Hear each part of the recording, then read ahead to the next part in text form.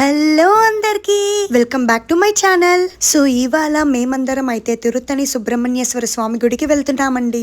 So నేను మీకు ఈ వ్లాగ్ లో అక్కడ దర్శనం టైమింగ్స్, రూమ్స్ ఎలా బుక్ చేయాలి, ఇలాంటి కంప్లీట్ డీటెయిల్స్ అని చెప్పేస్తాను. దానికంటే ముందు నా ఛానల్ ని ఫస్ట్ టైం ఎవరైనా చూస్తున్నట్లు గనక అయితే ప్లీజ్ నా ఛానల్ కి సబ్స్క్రైబ్ చేసుకోండి. ఈ తిరుత్తని టెంపుల్ మనకు తమిళనాడు స్టేట్ లో తిరువల్లూర్ అనే డిస్ట్రిక్ట్ లో ఉండే one of the powerful Subrahmanyeswara Swamy temple. ఈ టెంపుల్ మనకి తిరుపతి నుంచి కేవలం 1.5 అవరే పడుతుందండి.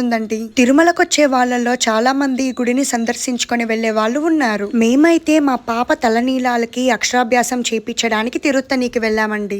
ఇంకా తలనీలాలు అంటే మనకు కంపల్సరీగా రూమ్ కావాలి కదా, అందుకనే తనిగై ఇల్లం అని తిరుత్తని దేవస్థానంలో ఒక రూమ్ అయితే తీసుకున్నాము. మాకు జస్ట్ స్నానాలకే కాబట్టి మేము నాన్ ఏసీ రూమ్ తీసుకున్నాము. అండ్ మాకు ఈ రూమ్ కాస్ట్ అయితే 400 రూపీస్ పడింది. ఇక్కడ ఏసీ, నాన్ ఏసీ 2 రకాల రూమ్స్ అవైలబుల్ గా ఉంటాయండి. ఈ రూమ్స్ అన్ని కూడా మనకు ఆన్లైన్ లో బుక్ చేసుకోవడానికి కుదరదండి. డైరెక్ట్ గా అక్కడికి వెళ్లే తీసుకోవాల్సి ఉంటుంది. తిరుత్తనికి వచ్చే వాళ్ళందరూ మాక్సిమం మార్నింగ్ వచ్చి ఈవినింగ్ వెళ్ళిపోతారు కాబట్టి మీకు రూమ్స్ అనేవి అవైలబుల్ గానే ఉంటాయండి.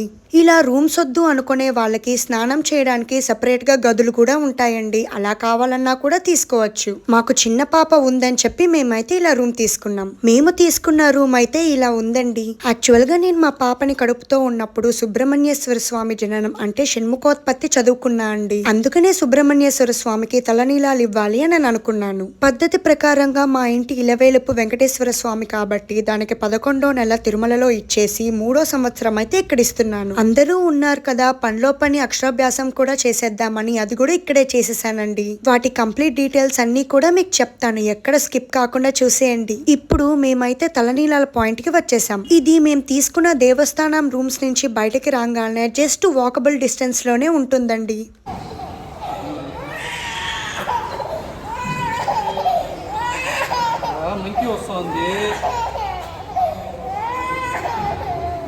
మా పాపకి ఫస్ట్ టైం తలనీలాలు ఇచ్చినప్పుడు ఏడవలేదండి, కానీ ఈసారి చాలా భయంకరంగా ఏడ్చేసింది. మేము మా పాప తలనీలాలకి అలానే అక్షరాభ్యాసానికి రెండిటికి కలిపి ముహూర్తం పెట్టించుకున్నామండి. మాకు రెండు కూడా 10:30 to 12 మధ్యలో చేయాలి అని చెప్పారు. అందుకనే దానికి తలనీలాలు ఇచ్చేసిన తర్వాత వెంటనే స్నానాలు చేసేసి గబగబా కొండ మీదకైతే వెళ్ళిపోయాం అక్షరాభ్యాసం చేయడానికి. ఇక్కడ తిరుత్తనిలో మనకి బాసరాలో చేసినట్టో లేదా శృంగేరిలో చేసినట్టో సపరేట్ గా అక్షరాభ్యాసం చేయడానికైతే ఉండదండి. నేను ఫస్ట్ మా పాపకి అక్షరాభ్యాసం అయితే బాసరాలో చేయాలి అనుకున్నాను. ఎందుకంటే మేము హైదరాబాద్ లో ఉంటాము అండ్ బాసరా మాకు దగ్గర కదా. కానీ బాసరా అంటే లేట్ అయిపోతోంది, పైగా అందరినీ హైదరాబాద్ కి పిలిపించాలి కదా, అందుకనే ఇంకా తిరుత్తనిలో అయితే చేసేస్తున్నాను. కానీ తిరుత్తనిలో చెయ్యడం కూడా ఒక రకంగా నాకు మంచిదే అనిపించిందండి. ఎందుకంటే ఆరోగ్యానికి, జ్ఞానానికి మనం సుబ్రహ్మణ్యేశ్వర స్వామిని పూజిస్తాం కదండి. మాకు గుడి ప్రాంగణంలో ఒక రూమ్ లాగా కనిపించిందండి. ఇంకా అక్కడ వాళ్ళని రిక్వెస్ట్ చేసుకొని అక్కడ కూర్చొని అక్షరాభ్యాసం అయితే చేయించేశాము. పేరుకి పురోహితులు లేరన్న మాటే గాని జరగాల్సిందంతా కూడా చాలా పద్ధతిగా జరిగిందండి. ఉన్న దాంట్లోనే మా అత్తగారు అయితే అక్కడికక్కడే పసుపు వినాయకుడిని చేసేసి వినాయకుడికి పూజ చేసేసి అష్టోత్తరాలు అన్ని కూడా చదివేశారు. మా బుడ్డిదానికి అక్షరాభ్యాసం చేస్తుంటే నేను చాలా ఎమోషనల్ అయిపోయానండి. కళ్ళల్లో నీళ్ళు వచ్చేసాయి. అంటే అప్పుడే స్కూల్కి వెళ్లే అంత పెద్దదైపోయిందా అని. ఈ బాధ కేవలం ఆడపిల్లలున్న తల్లిదండ్రులకి మాత్రమే అర్థమవుతుందండి. మాకైతే అక్షరాభ్యాసానికి పర్టికులర్ గా వీళ్ళ ఒళ్ళోనే కూర్చోపెట్టి రాయాలి అనేటువంటి పద్ధతి అయితే ఏమీ లేదండి. అందుకనే నా కోరిక మేరకు మా ఆయన అయితే ఒళ్ళో కూర్చోపెట్టుకొని దాని చేత అక్షరాభ్యాసం అయితే చేయించేశాడు. తర్వాత నా బుడ్డిదాన్ని నా తమ్ముడు కూడా ఒళ్ళో కూర్చోపెట్టుకొని రాయించాడు. నాకు కోరికండి వాడి చేత రాయించాలని. ఎందుకంటే వాడు కనపడడు గాని చాలా ఇంటెలిజెంట్. ఏం చేస్తాం మరి, ఆడపిల్లలం, ఇటు పుట్టింటిని అటు అత్తగారింటిని రెండు బ్యాలెన్స్ చేయాలి కదా. మా అమ్మ అయితే అసలు ఫ్రేమ్ లోకే రాలేదండి. ఎందుకంటే శుభకార్యం మా నాన్న లేడు కదా, వాళ్ళేమనుకుంటారో వీళ్ళేమనుకుంటారో అని చెప్పి ఒక మూలైతే కూర్చుంది. ఇంకా అక్షరాభ్యాసం అయిపోగానే వెంటనే దర్శనానికైతే వెళ్ళిపోయామండి.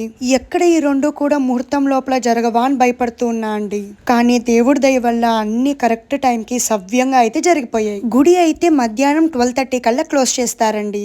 ఇక్కడ ఫ్రీ దర్శనము అలానే 100 రూపీస్ టికెట్లు కూడా అవైలబుల్ గా ఉంటాయి. సమ్మర్ హాలిడేస్ కదా, మేము వెళ్ళింది వీక్ డే అయినా కూడా జనాలు ఉన్నారు. ఫ్రీ దర్శనం అంటే ఎక్కడ లేట్ అయిపోతుందా అని చెప్పి 100 రూపీస్ టికెట్ తీసుకొని అయితే వెళ్ళిపోయాం. జస్ట్ 20 మినిట్స్ లో దర్శనం అయిపోయి బయటకైతే వచ్చేసామండి. మేము వెళ్లే టైంకి చక్కగా స్వామివారికి అభిషేకం అయితే జరుగుతోంది. ఇక్కడ చూడండి నా బుడ్డిది ఆ స్వామివారి సన్నిధిలో ఒకసారి స్లేట్ పైన అయితే రాసేసింది. నాకు కోరికండి ఇలాగా అందరి సమక్షంలో జరగాలని, అలానే జరిగింది. ఈ తిరుత్తని సుబ్రహ్మణ్యేశ్వర స్వామి ప్రత్యేక రోజుల్లో అయితే కిక్కురుసుమని ఉంటుందండి. ఈ గుడికి కావడులు మోసుకొని వస్తారండి. అదే ఈ గుడి యొక్క ప్రత్యేకత.